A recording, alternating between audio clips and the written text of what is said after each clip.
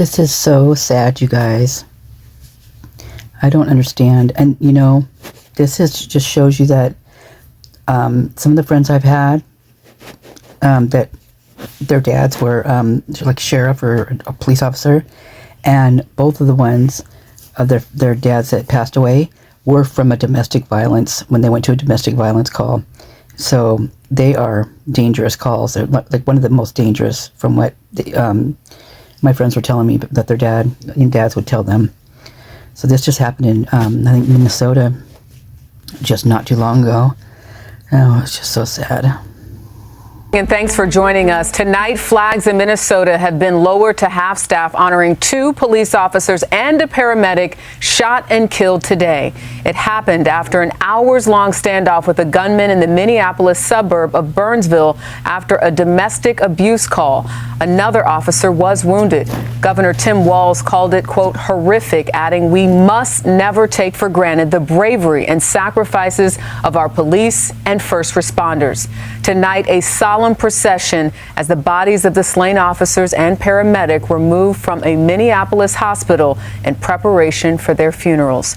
Jonah Kaplan of our Minneapolis station WCCO joins us now with the very latest. Jonah, good evening to you. Jerika, good evening. It's now been almost 12 hours that officers are here in this neighborhood. You see behind me still a very active scene. Investigators, detectives looking for answers about what led up to this shooting. I need an ambulance to stand by on the address, and I need 2 additional ambulances. The call for paramedics came shortly after 5 this morning. Minutes later, dispatch ordered everyone to stay back.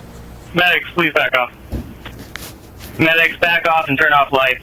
First responders rushed to the home in Burnsville, a suburb about 20 minutes outside Minneapolis. They were very tense. They say an armed man was barricaded inside along with his family. As police arrived, the man opened fire. Video shows at least one SWAT vehicle with its windshield nearly shattered by bullets. Several officers did return fire. I will note that this individual had several guns and large amounts of ammunition. 2 27-year-old officers from the Burnsville Police Department were struck and killed.